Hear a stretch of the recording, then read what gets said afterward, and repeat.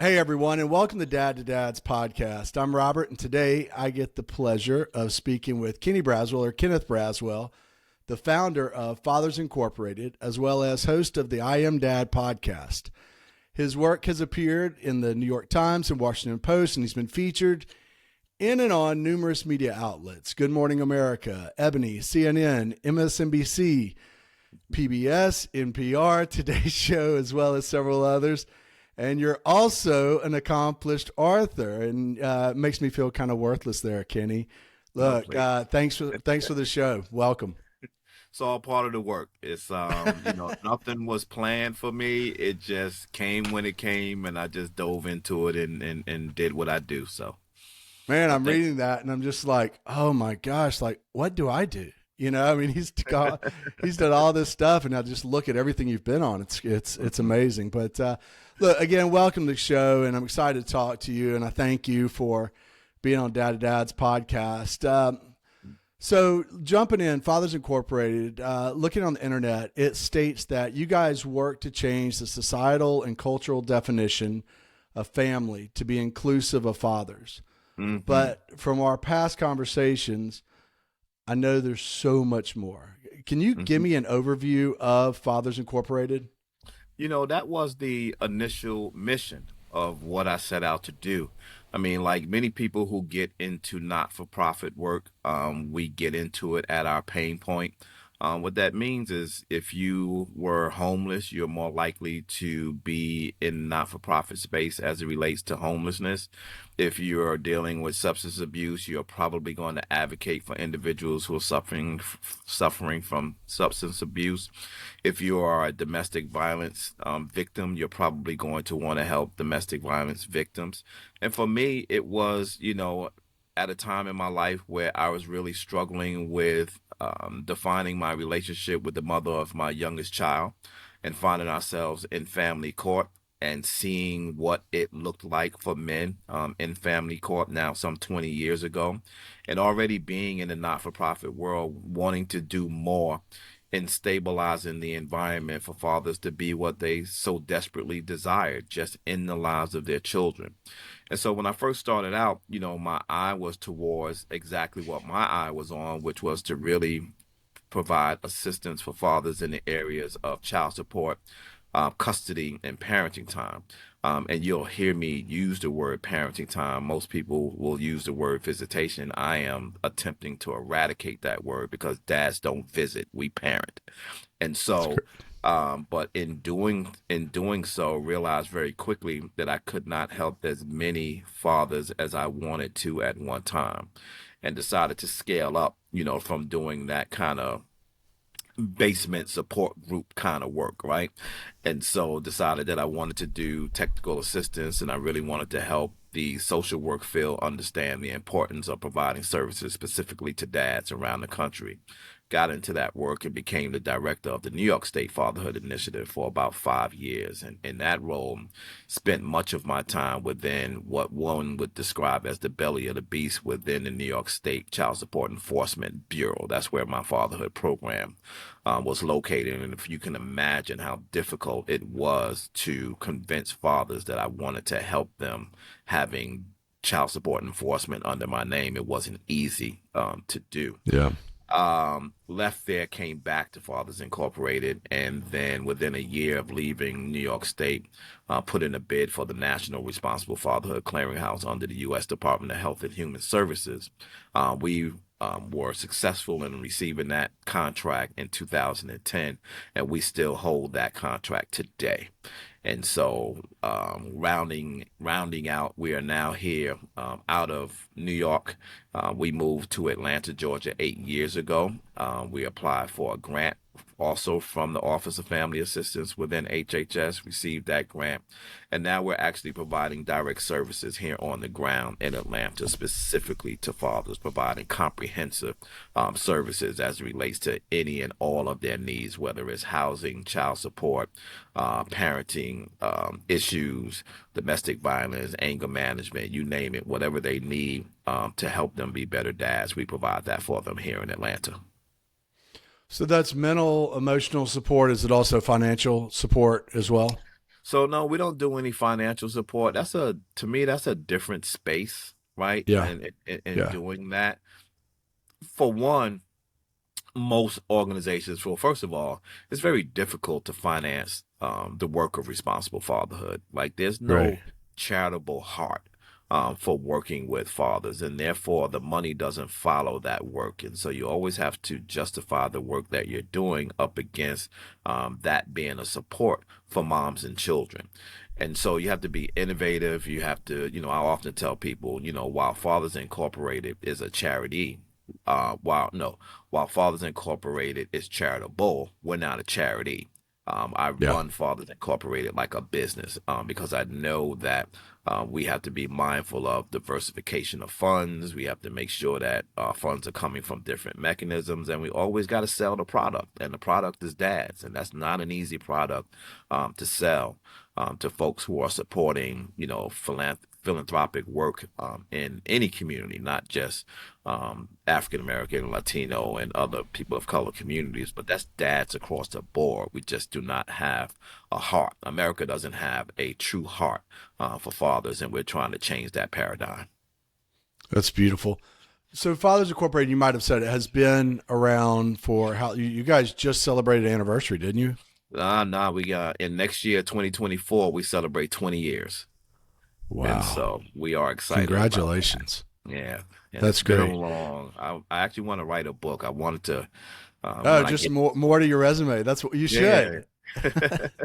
You definitely And I want to should. write it about this work. I want to write it about really, the loose name of the book is The Business of Fatherhood, Yeah. and really kind of talk about how this work has evolved over the last 20 years and how America has changed how it looks at fathers, how we view fathers, how we define fathers, how fathers are redefining themselves, how we're organizing and restructuring families, how the changing demographics of America is impacting families across the board, and the importance of this work, and the critical importance and the necessity of this work. And so that's what I want my book. I want to kind of talk about my journey over the last 20 years, but I really want to kind of hit these points to help people understand that this is a discipline of work within the social work field, economic field, or any other field of work that's going to be critical to ensuring that our families are stabilized in this country.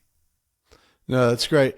So, Kenny, I'm going to step away from that for a minute. We're definitely going to go back to Fathers Incorporated.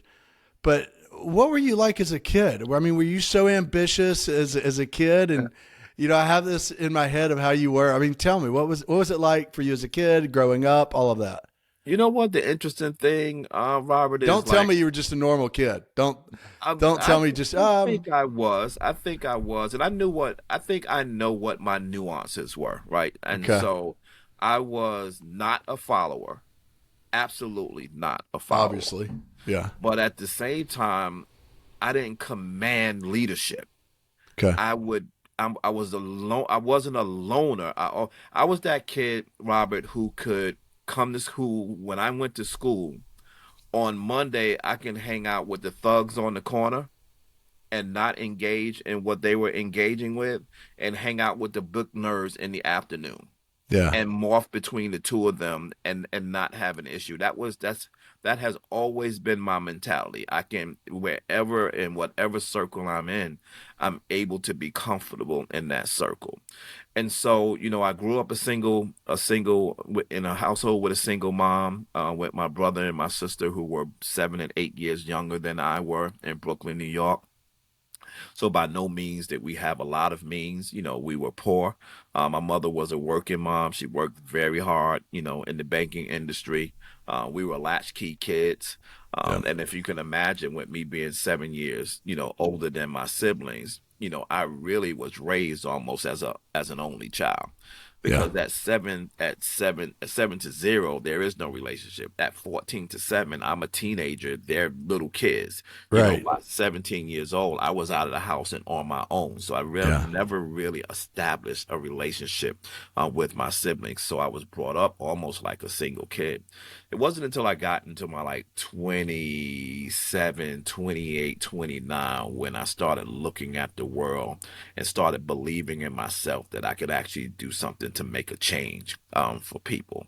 And that's why I got into the not-for-profit work in 1990. And so that's now 33 years ago, really doing not-for-profit work. And then realizing that even when I was doing that work, for the most part, I was working with the same community that I'm working with today. And so, and the beautiful thing about all of that in my evolution and trajectory and who I am today is that I was able to allow my children to make of themselves what they want to be in their lives based on how they've seen me function and how they see me work. They've seen me at my absolute worst, and they've seen me at my absolute best. And for my children, what I love about them so is that they all remember the worst. Like they all remember it. They don't marinate on it. They don't use it as an excuse. But like if you talk to them, they'll say, I remember, Dad, when when that Christmas when we only got one toy, I remember when we couldn't do this. I remember when we couldn't do that. And like all of my children are entrepreneurial in spirit. Like none of them want to work for anybody. All of them want to sign their own check. And I just, attribute that more to my hard work than the work that I'm doing. It was just a way that I took on the work that I was trying to accomplish. It's amazing with kids. You can tell them whatever, but it's showing them, right? It's leading by example. Yeah, absolutely. Absolutely. And I'm looking at your pictures in the back, and anytime I see Dad and boy, I have we have a surprise blessing. So I have 5 children.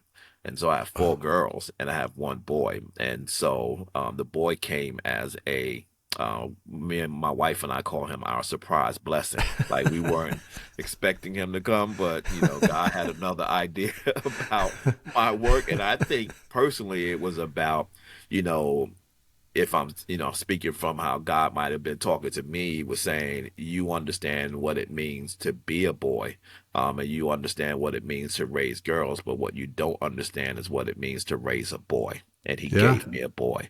And so I'm so glad because that perspective, he was absolutely right, I did not have. And so there's these moments, and I'm not sure if you ever have these moments and not sure. If I was interviewing you, which I will at some point and be ready for this question, I always start my podcast off with, tell me your daddy's story. Because once I know your daddy's story, it frames everything else that you do. That's great. And for me, it was, I didn't have a father. I didn't meet him until I was 23 years old. And then when I met him, about a year and a half after I met him, with no to little interaction with him, he passed away. And so I never really knew him. Right. I know of him, but I don't know him. But there's always been these moments with my son. He's now 14 years old, ambitious as all get out. He wants to be on the cover of 2K, NBA 31. That's how he thinks. Yeah. But there's these moments when I'm being a dad to him that I vicariously connect with him based on wondering what it feels like for him having me in his life. And so I'm always conscious about that. Gosh, I know. Yeah, it's so true. And I never realized how tough it was to be a dad. And when you see, there's that pressure, but then when you see how they look up to you, how they emulate you, and it's like, oh my gosh, just put more pressure on me. And, but then, you'll see times when they'll do something. You're like, why'd you approach it that way? Or what was your thought through that? Well, Dad, I've seen you do that. I'm like, really? I did? Okay. Right. I must have done something right. Okay, good. Right. Yeah. So I love my girls too. But my son, I think, with the girls, I knew what I wanted, the kind of parent I wanted to be for them. But for him, it is very intimate Yeah. and critically slow. Like I parent him, but I parent him mentally slow. I always slow down and make sure that every moment that I put something in him, that I'm very intentional about what I put That's into great. him. And I've been able to see that come out of him on the other side.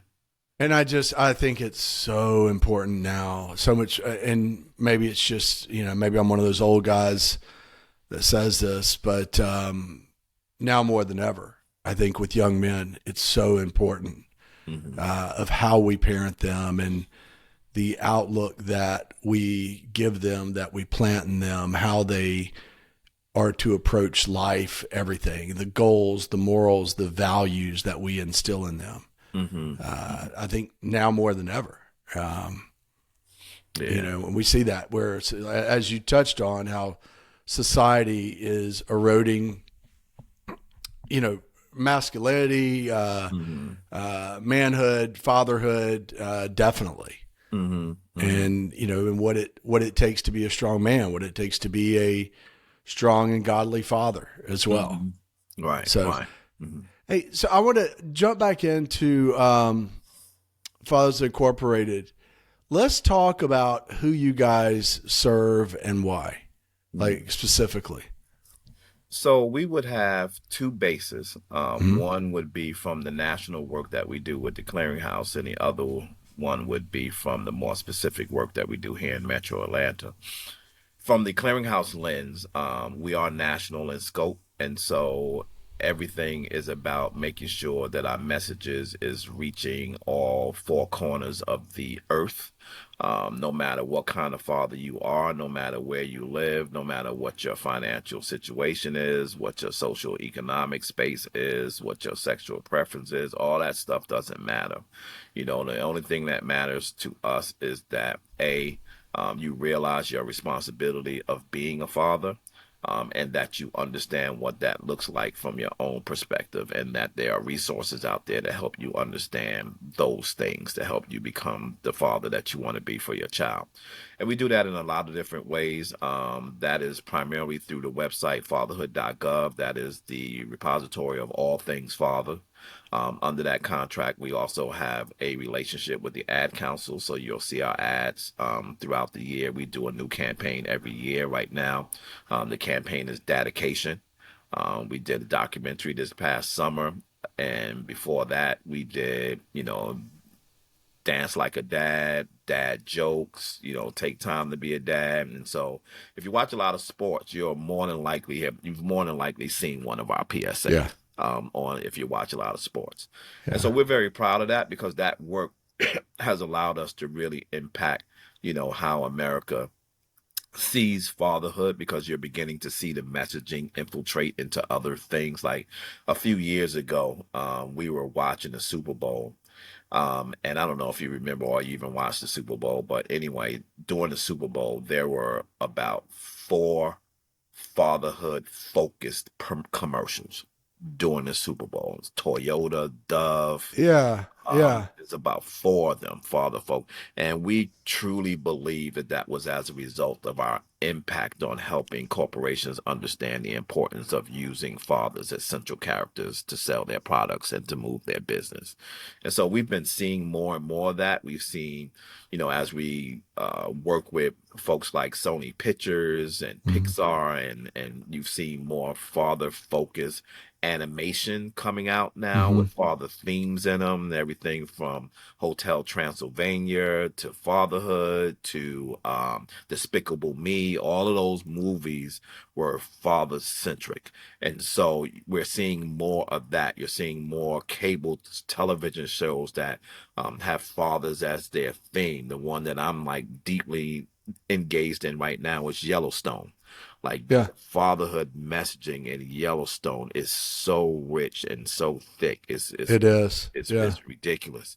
And so that's the work that we've done on a national side. On the local side, we are much more specific in working with what is the primary demographic of fathers here in Metro Atlanta. Metro Atlanta, which happens to be African American dads. Mm-hmm. And so probably 98% of the fathers that we serve are African American. While we're in Metro Atlanta, we do have aspirations of expanding throughout the state of Georgia, which will change our demographics significantly when we move across the state of Georgia.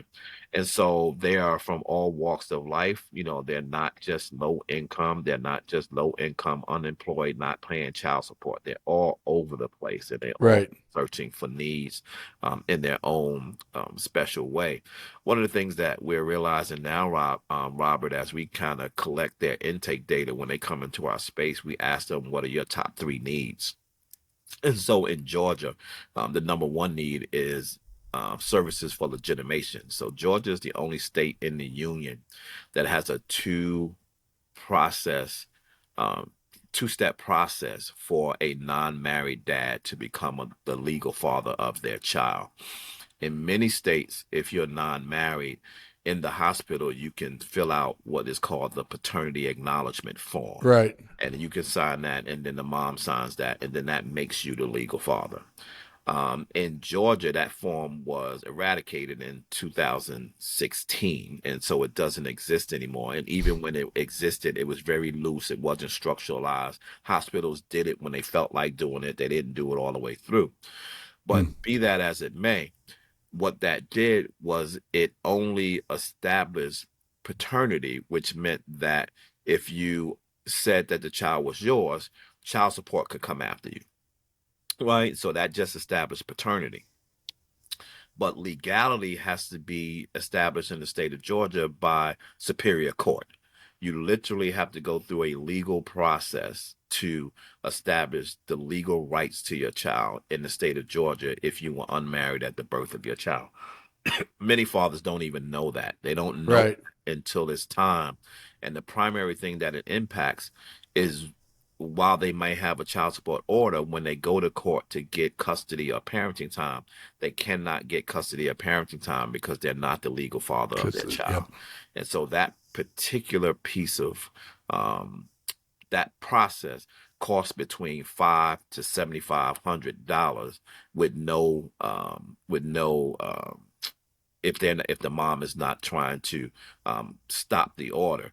But it costs that amount. It costs that amount for each of your children if you have a different mother. For each, wow. For each.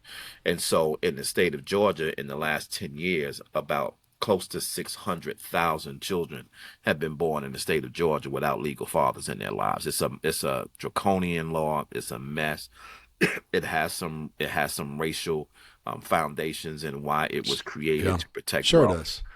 In the state of Georgia. And so we're actually working in that space. But the second one is housing. Like, housing has always been like number 5, 6, or 7. But for some odd reason now, housing is a huge issue for dads. And one of the reasons that it becomes a huge issue for dads is because in order to get visiting time and custody, they have to have an established resident. And so a lot of them might be living with the new boo. They might be living in the basement with their mom. They might be living with their boys. They might be in the house. They might be in all kinds of situations.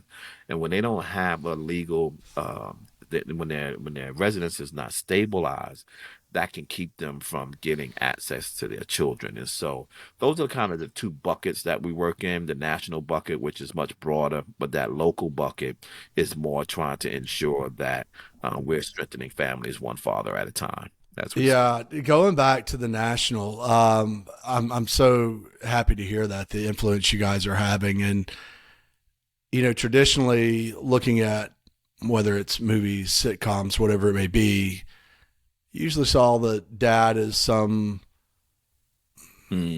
bumbling idiot. He was kind of the butt of the jokes, right? And kind of clueless. Occasionally you would see a strong father figure, but very rarely. I mean, he was kind of the, again, the butt of the jokes with that. But you're right. Like with Yellowstone and different ones, you are starting to see stronger dad figures, and I hope that continues. I mean, I definitely do. Yeah, you know, I think it does, Robert. I think that we're in a different place now, that whatever whatever you and I take, whatever our tastes are, as you and I as individuals, we can find something that suits our taste on cable television. Right. Right? It's Right. not like it was in 1970 where you had ABC, NBC, CBS, possibly Fox, PBS, and whatever your local stations were, right? Right. Right. And so Right. you were force fed We had like whatever they we had two channels at first, what I first remember. And then I think, yeah, then a few years later, we ended up having three. right, and then the national anthem at about You, 12:30 at night, yep. right, and that was Yep. You then were you were stuck. yeah, Right. you were done. So it's very different now. And then if you notice the other thing, because we've done some work, one of my board members does some extensive work in fatherhood perceptions and the media, where she really looks at the messaging that's in the media right now and what that looks like for fathers and how it's changing and expanding. But the part of it that always intrigues me is when we kind of go back and we think about things like here's a nugget that most people don't know. When the Nielsen ratings began, I believe it was early 50s, I believe, when it might have been the early 50s when the Nielsen ratings began. In the first few years of the Nielsen ratings, the 6 of the top 10 shows were single father led. Gunsmoke, Yeah. Rawhide, Bonanza, not Rawhide, Gunsmoke, Bonanza, Andy Griffin Show. That's the one with Opie, right? That's the one I was Yeah, yeah. yeah, Andy Griffin Show. But they were all single father led. Huh. Now the interesting thing about that Yeah. is that in all of those shows, when you Rifleman. Yeah. Rifleman, Yeah. right, Yeah. all Yeah. single dads, Yeah. which means that America understood at one point in our history that At dads that were time. capable of being parents. Right. Right now, the nuance in that, the small nuance in that, is if you ask the question, well, where was mom? She was always dead. So on one hand, That's right? true. Even like Brady Bunch, I mean, it's, yeah. So in order for dad to get the kids, mom got to be dead. Like there's no other way that can happen. Yeah. So if you Yeah. watch society and how we look and how we took, and then the other thing that is always interesting, I always bring up like I always bring up All in the Family, um, I think the Jeffersons, I Love Lucy, the Flintstones, and Dick Van Dyke Show, and even Bob Newhart, I believe, in the beginning of the series, even though they didn't have children. Whenever they showed the bedroom, there was always separate beds. Yeah. Like America was conscious about not showing children what was going on in the bedroom In the bedroom. by separating the beds. Yeah. And so if you look at the evolution of media and how we have kind of framed what family looks like, and then more so to your point about where we kind of slid off with dads, because we went from the seriousness of showing dads with the capability of being able to take care of their children to Al Bundy, to Homer Simpson, to True. Ray Romano. Yep. Right? Dads that weren't so serious anymore, but the butt of all jokes in the family. Right. And then that deteriorated everything. And now we're kind of building those things back up to show a more complete dad. And one of the reasons that that's taking place because the demand and the expectations of fathers are greater today than they were back then. Right. And Totally so agree. where you're hearing folks talk about now paternity leave, right?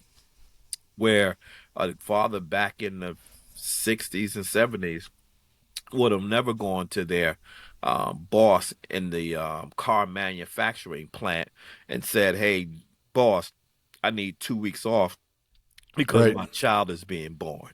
Like that just, but now we understand the importance of fathers being engaged in the lives of their children at those early ages and them understanding early childhood development and what that looks like. If you look at the non-married births across the country, Mm-hmm. they say 2/3. I think 2/3 of births that are taking place today happen in non-married non-married households. The numbers of non-married African-American children are much higher than Latino, and much higher than whites. However, over the last 30 years, numbers of white non-married parents, Latino and Black, have risen. So we're all going up. It's not Right. it's not like somebody's doing better than the rest. We all going up Right. from where we are. But the stat is 79% of no, I think it's lower now. 72% of all African American children are born into out of wedlock households. Right? Wow. That's what the stat is. Right. But some people will reinterpret that stat and say 79% of African American children are born to single mothers. Got you. That's not what the stat says. Got you.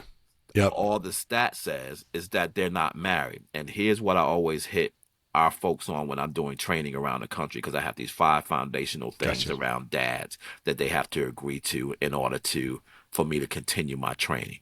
And the number one, Robert, is for every single mom in this country, there is a single dad. True. Why is that?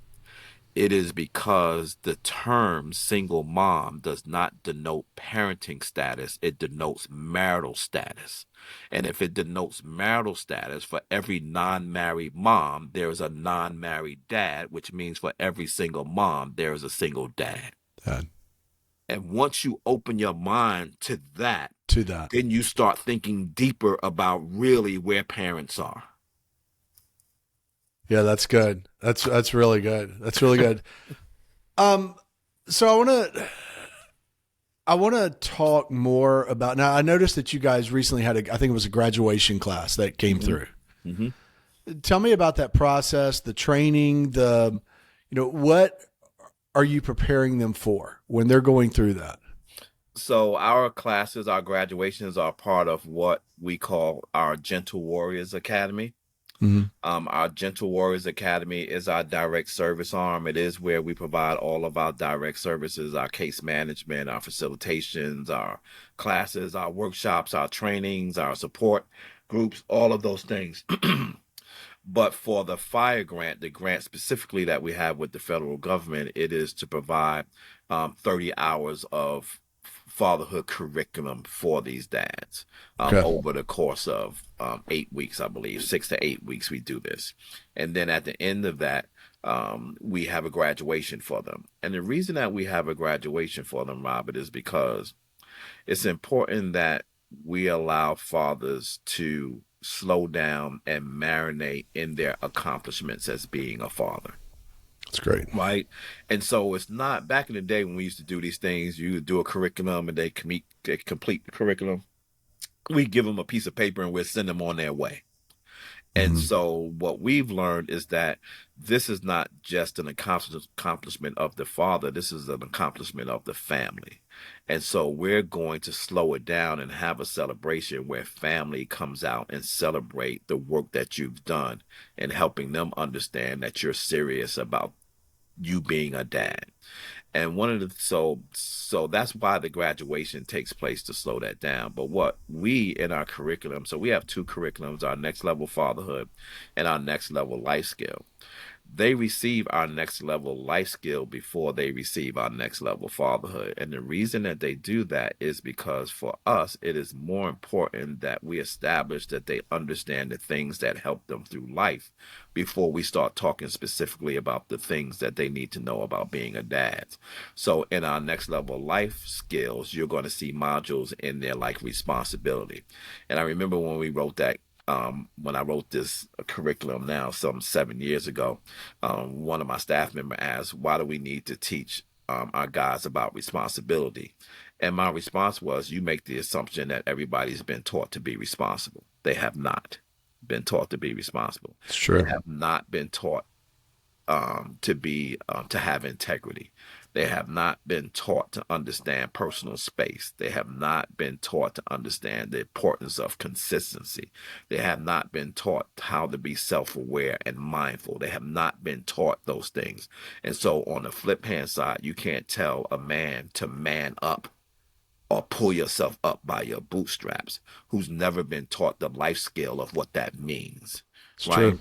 And so in our life skills, we start there first, and then we move to the fatherhood stuff, which is communication, understanding emotions, early childhood development, all of those other things. Because if you understand the life skills, it's going to help you navigate your fatherhood skills better. And it has turned out great for us. We have moms who actually, they do it quietly. They don't tell us they're doing it when they do it, because everything we're doing now is virtual.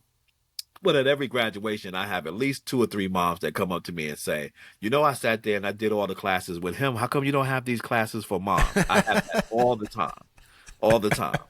And so, because the classes are, although the conversation is more father focused, the concept is more parental in nature. It is all Right. parents should understand these things, not just fathers. Now, we're going to talk about fatherhood, but Right. what we're trying to ingrain in them is really what you should understand as it relates to being a parent.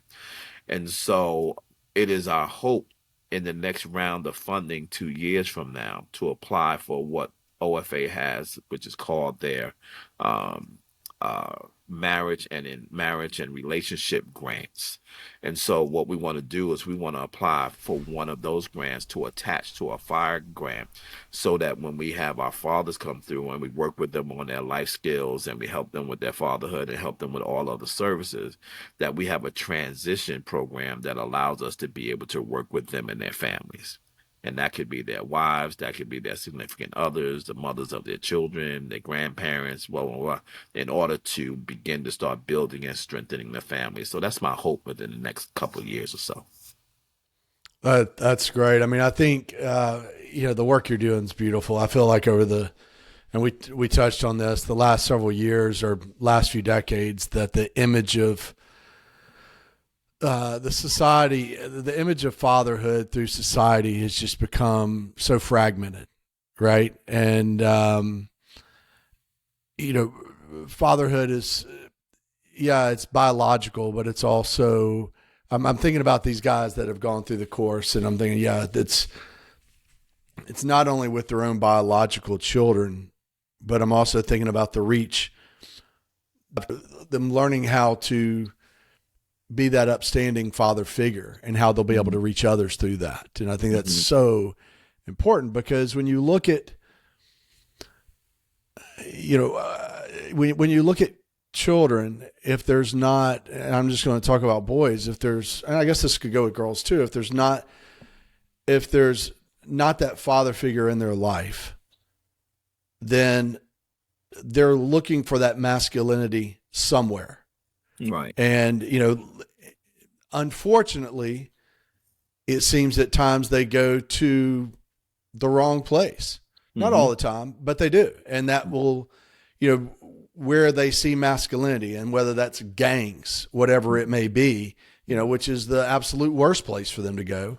But you see that. And I, you probably don't realize the impact you're having. You see it with just this group, but I imagine that reach is even broader than just their home and just the children, that they're actually their biological children that they're parenting. Yeah, we actually see it in our recruitment. And so our recruitment has changed over the last 2.5 years, where when we first started the program, we were heavy in, the flyer in the barbershop and, going and knocking on doors and the billboards and the radio ads and all of those kinds of things. And as we've continued through providing these services for these fathers, we're having graduations now of close to between 40 and 50 guys every quarter. And so up until now, in the last 2 and now quarter, we've graduated close to 350 dads here in Metro Atlanta. And as you kind of talk about what's happening with them expanding into their spaces, we are now beginning to see that in our recruitment mechanisms, because all of those things we did in the beginning, we don't have to do anymore, because most of the guys that are coming to us are coming from word of mouth. They're Right. coming because the dad who came through the program is talking to his brothers and his cousins and his people in their communities and and it's a beautiful thing to see. I saw last week we were partnering with an organization that was going to advocate at the Georgia Capitol for children's rights, and we were called to see if we could bring some dads to talk about issues as it relates to fathers. And so we had a few fathers. We went up into the Capitol. They actually recognized Fathers Incorporated on the floor of the All right. House of Representatives, which was really cool. But to empower these dads to understand that, there is more to just, picking your child up from school, feeding them, doing homework, that the advocate part of you is just as important as all the other aspects. And so it is important that you join the PTA. It's important that you attend a school board meeting every now and then. It's important that you vote. It's important that you fill out your census. It's important, that you're up on what's happening with with your school's reading and math scores. It's important that you Right. know your children's teachers, that you know your child's physician, that you understand that they know you and you know them. And so, it is that level of empowerment for them that's really expanding who they are. And so you can see it in the number of we had a great event. We have a program called Real Dads Read, where we have a program in schools once a month, and dads bring their children and they engage in some literary activity. But as a result of doing Real Dads Read and having these dads come together, one of the things that they're doing is many of those dads are now joining the PTA. So we're seeing numbers of men, fathers, who are joining the PTA. Which has all kinds of benefits educationally, not only for our children, but for the school itself. Because when men are in the Absolutely. building, discipline issues reduce, right? And because there's a feeling of safetyness, Sure. when there are a lot of guys in the building or they're out front of the school as kids less kids are getting bullied, less kids are, Right. feeling that they don't fit in because folks are giving them space. And so, at the core of this, it is building these fathers and giving them skills to be the best fathers they can be in the lives of their children. But ultimately, it's so much more. It is stabilizing our communities, our families, our congregations, our social circles, our teams, by making sure that fathers in particular are more consciousness of the essentialness and the power that they have to strengthen those systems. No, I think that's great. I mean, we've got a long way to go. I mean, we really do, which is, part of the reason why I started the podcast is seeing the lack of fatherhood and also the way fathers are viewed. And I love the work you're doing. Going back to the paternity issue, I think so many people miss the fact that you talked about it being $7,500 just for the process for a father to establish paternity. That's if the mother doesn't fight it. Mm-hmm. I think so many times we might look if there's a youth that doesn't have a father actively involved in their life, and society immediately goes to, oh, he's got a deadbeat dad. Well, you don't know what's behind that. Right. I mean, you don't know if that father has, kicked and screamed and, I want to be involved. And how the mother, I was raised, my father died when I was 10. And so it was my mom and my sister and I. So I'm definitely not bashing moms at all. But there is that out there, and where the father wants to. And I was talking to one a couple of years ago, and he was telling me, he said, "Look, I've done everything, and I can't, and I'm trying to be involved. She has fought, and there's a lot of times where I just feel like giving up. Yeah. I just feel like, what's the use? He does. She doesn't want me in the child's life." He doesn't see me at these things or has time with me to get to know me. She's talked about me this way. And unfortunately, there's times when that happens, and Right. fathers are faced with that. And I think, for society, just to step back, it's kind of that, assume innocent until proven guilty. It's almost the same thing, right? We were honored by Oprah Winfrey 2 years ago for the work that we were doing, and one of the things she asked me for a piece of advice. So now you're adding Oprah to the resume as well. I mean, this goes on and on. So my answer to her was simple. It was stay in the game. Stay in the game. Don't allow anyone to kick you out the game. The game is long, and you got to be ready. Because, and then when I say that, and then I didn't say this to her on the show, but I did. It's always something that I follow up with.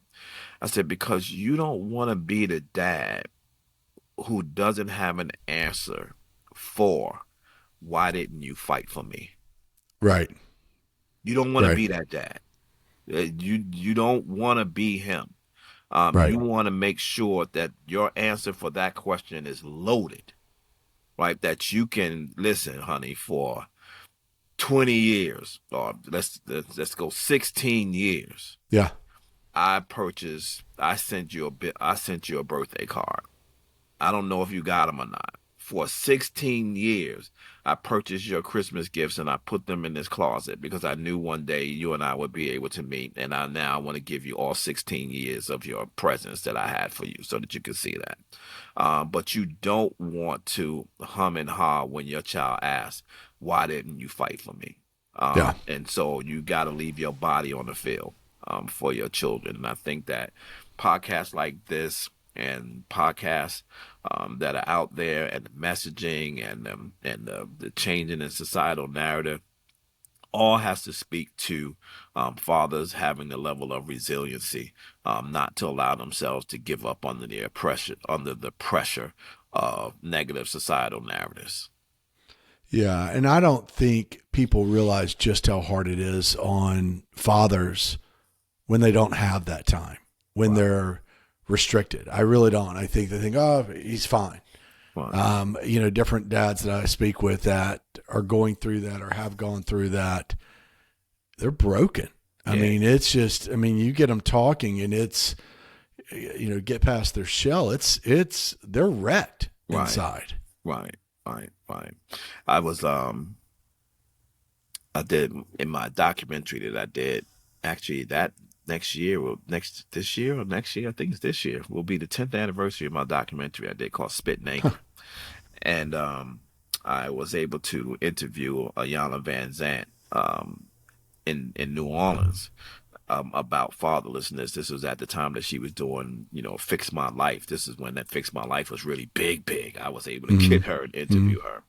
And one of the things that she said to me, Robert, was when it comes to men, she said that at some point, men are going to have to establish an acceptable language to explain their emotions.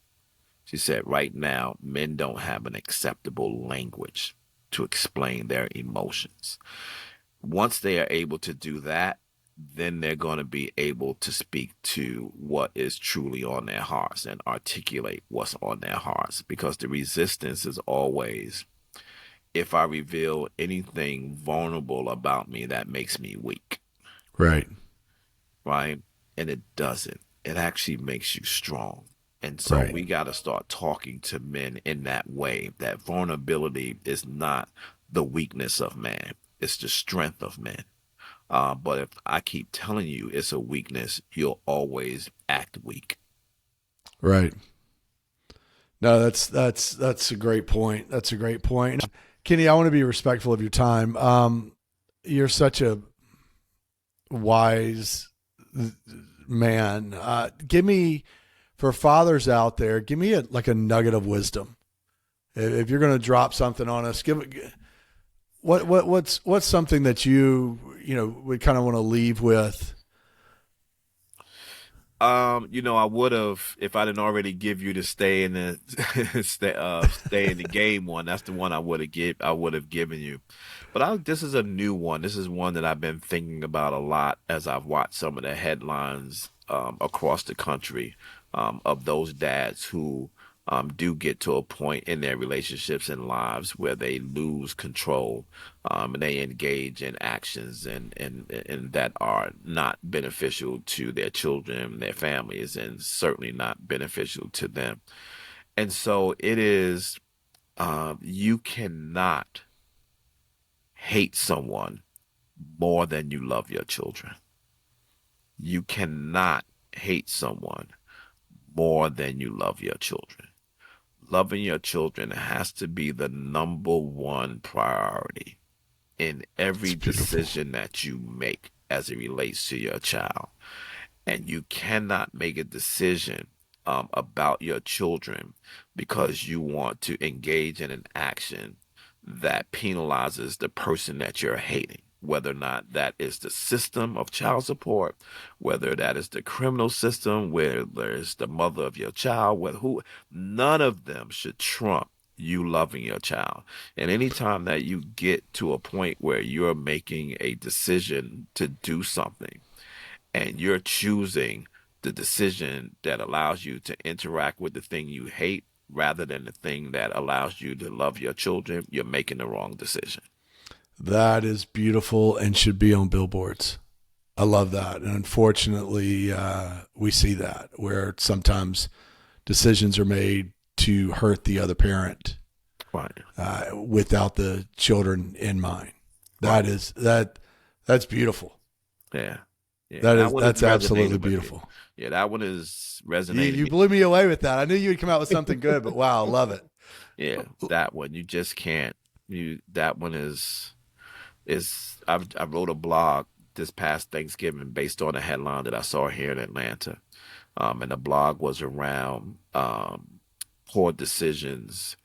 I'm paraphrasing now. Poor decisions lead to irreconcilable consequences.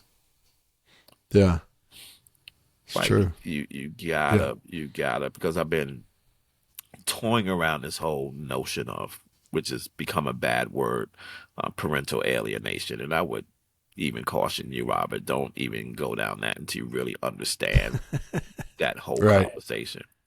Right. But what I said was, as I'm looking at this whole notion of what it looks like, what it really is personal conflict is really the engine that keeps people from reconciling issues that they can't seem to reconcile. That if we can solve personal conflict between people, that people can get past those selfish decisions that they make around anything and get to making decisions about things that really matter, and particularly those things that matter to their children. That's beautiful. That is beautiful. So, Kenny, how can people find you?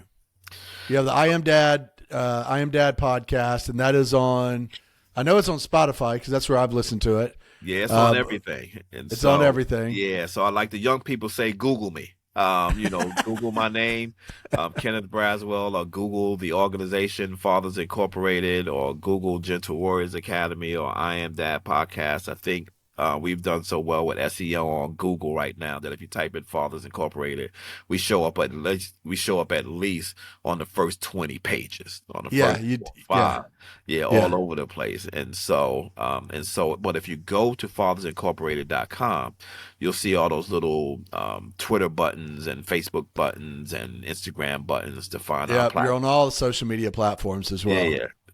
TikTok. We just now begun to start looking at TikTok to get to these younger people out there. Oh my goodness! So you're gonna start doing TikTok videos, huh? I'm trying to still figure out what the niche is. I'm trying to figure out what's gonna be our niche in that space, and so I'm looking for some younger people to help me with that. So I know the kids love that, but I just I can't do it. I can't do it. You gotta, I keep telling folks, you can't leave no generation behind. You gotta figure out how to talk to them. And because your boys are what ages? They're 14 and 12. Those are TikTok boys. I know. They're Instagram too, but they're TikTok boys. And so it's all TikTok. I just I can't imagine me on TikTok. I would actually never hear the end of it from them. if I was ever on one. I have a friend of mine. If you look up Justin Bat, and Justin Okay. runs an organization called Daddy Saturdays. Daddy Okay. Saturday. He's out of Tennessee. He doesn't have a blog, but he does some incredible work in fatherhood and recreational fatherhood engagement with his children. Like every weekend, he's like posting videos of some activity that you're looking at him doing, and you're like, man, I wish I had him as a dad because it's like, Yeah, I think I've seen him on Instagram. Does he have an yes, Instagram? Yeah, yes, yeah. I he think I've does. seen. Yeah. Justin is the coolest guy. I got to give you his information. You will love talking to him. He's Yeah, just I definitely want it. I definitely want it. And but no, I've seen that, and I've been like, oh my gosh, like, and it is like, what kind of dad am I? Or I wish he was my dad. right. So he's got games set up. He Yeah. did a couple of weeks ago. He did a casino night at his house with his kids, Oh and my gosh. they all had to come to casino night as a character. They were either a poker king or a blackjack king or something, and he filmed the whole like casino night with his kids. And I'm looking at him like, man, that is so freaking cool right there. That is Yeah, so that cool. is. That is. Props to him. Yeah, yeah, Props to yeah. him. We all need to up our game then. Right, absolutely. So, Definitely do. Kenny, look, thank you again. I really can't thank you enough for you spending time out of your day. I mean, obviously you're extremely busy. I love what you're doing. You know, keep marching forward, and you're obviously making a huge difference. And we need that. We as a society, we as fathers, we need that, and we need good, um, you know, good role models, good leaders, good shepherds to lead us down that path. And honestly, I can't thank you enough yeah, no, for all that you're doing, and also for agreeing to spend time with me today. no, absolutely, and thank you so much, and good luck in Dad to Dads. You're gonna do great. I can just I tell by appreciate it. I you're gonna appreciate it, do Kenny. great. Thank you so much. All right. Hey, and thank you all for listening to Dad's Podcast. You can find us on Spotify or Apple Podcasts, as well as on YouTube and Instagram. And don't forget to hit the like button so you don't miss any episodes. And we'll see you all next week.